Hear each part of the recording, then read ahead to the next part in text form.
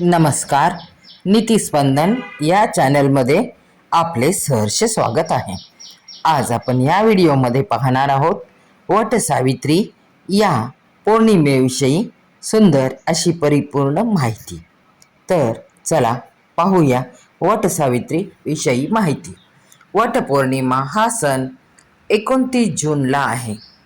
ज्येष्ठ महिन्यातील पौर्णिमा तिथीला वटपौर्णिमा साजरी केली जाते. विवाहित महिलांसाठी अत्यंत महत्त्वाचा आणि पवित्र मानला जाणारा हा दिवस आहे.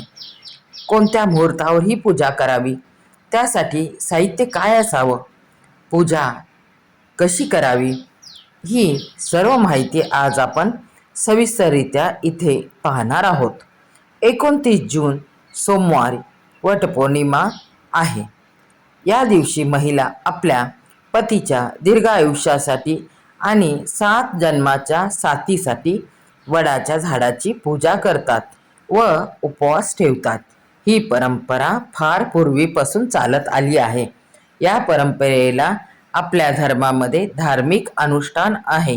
त्यामुळे आपण पाहूया वटपौर्णिमा 2026 तारीख आणि शुभमुहूर्त. उदय तिथी अनुसार यंदा वटपौर्णिमा सोमवार 29 जून 2026 रोजी साजरी केली जाईल. परंतु पौर्णिमा तिथी प्रारंभ होत आहे 29 जून 2026 रोजी पहाटे 3:07 पौर्णिमा तिथी समाप्त होत आहे 30 जून 2026 रोजी पहाटे 5:27 पूजेचा सर्वोत्तम मुहूर्त आहे 29 जून रोजी सकाळी 6:30 ते दुपारी 12:30 या वेळेत पूजेचा शुभ मुहूर्त आहे.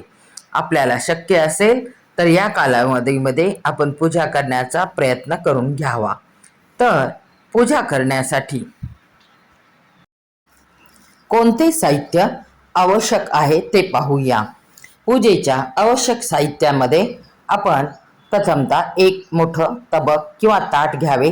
त्यामध्ये हळदी, कुंकू, अक्षता, धूप, दीप, कापूर, पाणी भरलेला कलश, पंचामृत, दूध, दही, तूप, मध, साखर यांचे मिश्रण घ्यावे. सौभाग्य अलंकार कोणते घ्यावेत तर हिरव्या बांगड्या, काळी पोत, गळसरी आणि सिंदूर, अत्तर इत्यादी. फळे व नैवेद्य यामध्ये आंब्याला विशेष महत्त्व असते आणि 5 प्रकारची फळेही घेऊ शकता.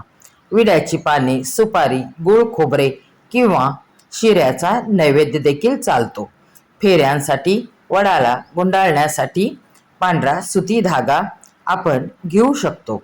अशा वेळी तिथे एकत्रित झालेल्या सुवासिनींना आपण एकमेकींना हळदी कुंकाचा मान द्यावा. म्हणजे काय तर एकमेकींना हळदी कुंकू लावून एकमेकींना नमस्कार करून पूजेला सुरुवात करावी. तर सर्वप्रथम पूजा कशी करावी हे प्रत्येक स्त्रीला माहीत असतं. ही अनेक वर्षांची चालत आलेली धार्मिक परंपरा व अनुष्ठान आहे. अशा वेळी इथे जमलेल्या प्रत्येक सुवासिनीकडे सुंदर पवित्र अशी साज शृंगार आणि वस्त्रे परिधान केलेल्या स्त्रियांना आपणही पाहूया. पूजन विधी सकाळची नित्यकर्म उरकल्यानंतर सुवासिनींची सौभाग्य अलंकार परिधान करून सौभाग्यवती स्त्रीने मला आणि माझ्या पतीला आरोग्य संपन्न दीर्घायुष्य लाभावे असा संकल्प करावा. वडाखाली चौरंग मांडून किंवा तेथील एखाद्या स्वच्छ जागेवरती ही पूजा करावी. प्रथम सुपारीच्या गणपतीची स्थापना करावी. गणपतीची हळदी कुंकू अक्षता वाहून पंचोपचार पूजा करावी. नंतर सती मातेची मूर्ती किंवा मूर्ती उपलब्ध नसल्यास अजून एक सुपारीची स्थापना करून तिची देखील पंचोपचार पूजा करावी. हळदी कुंकू, काळी पोत, हिरव्या बांगड्या हे सौभाग्य अलंकार अर्पण करावे. वडाला हळदी कुंकू वाहून आंबे आणि दूध साखरेचा नैवेद्य दाखवावा. धागा बांधून 7 फेऱ्या मारून प्रार्थना करावी. हे मंत्र म्हणावे. सावित्री ब्रह्मावादिनी सर्वदा प्रिय भाषिनी तेन सत्येन मा पाहि दुःख संसार सागरात अवियोगे यथा देव सवित्र्या सहितस्य ते अवियोग तथास्माकं भूयात जन्मजन्मनी.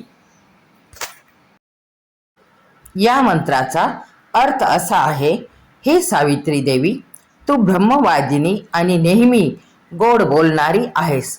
तुझ्या त्या सत्यत्वामुळे मला या संसाराच्या दुःख सागरातून वाचव.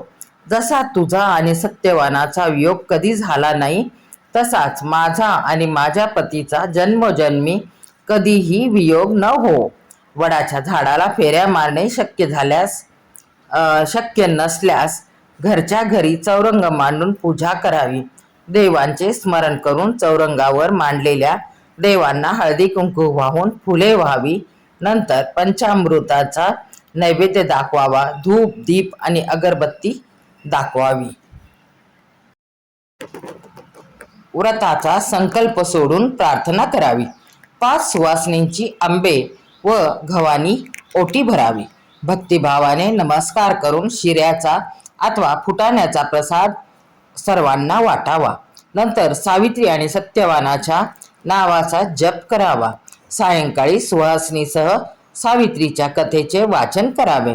वटपौर्णिमेचा उपवास सामान्यतः दुसऱ्या दिवशी सकाळी सोडला जातो. काही महिला पौर्णिमा संपल्यानंतर संध्याकाळी देखील उपवास सोडतात. तुमच्या घरातील चालत आलेल्या परंपरेनुसार आपली उपवास सोडण्याची वेळ ठरवावी. परंतु एक लक्षात घ्या, काही जणांना शहरामध्ये वटसावित्रीच्या दिवशी वडाची पूजा करण्याची सुविधा नसते. अशा वेळेला अपार्टमेंट किंवा घरामध्येच आपल्या घरामध्ये वडाच्या फांदीची स्थापना करून तिची पूजा करावी लागते. अशाही प्रकारे आपण करू शकता. उपवास सोडण्याच्या दिवशी सकाळी लवकर उठून स्नान करावे. स्वच्छ वस्त्र परिधान करून घरच्या देवांची आणि वटसावित्री पूजेच्या मांडणीची मनोभावे पूजा करावी. धूप दीप लावून देवाचे स्मरण करावे. हे देवी सावित्री, मी माझे व्रत पूर्ण केले आहे. माझ्या कुटुंबावर तुझी कृपा अखंड राहू दे, अशी प्रार्थना करावी व घरामध्ये करण्यात आलेल्या गोडाधोडाचा जो स्वयंपाक असतो त्याचा नैवेद्य दाखवून आपण उपवास सोडावा. या उपवास सोडण्याच्या पदार्थांमध्ये काही वेळेला पुरणपोळीचा नैवेद्य केला जातो, तर काही ठिकाणी गोड पदार्थ बनवून आपला उपवास सोडण्याची तयारी केली जाते. अशा वेळी आपण हा उपवास घरच्या घरी कशा रीतीने सुंदर सोडू शकतो याचा विचार आपण केला पाहिजे. जर आपल्याला हा व्हिडिओ आवडला असेल तर व्हिडिओला लाईक करा. व्हिडिओ शेवटपर्यंत पाहिल्याबद्दल धन्यवाद.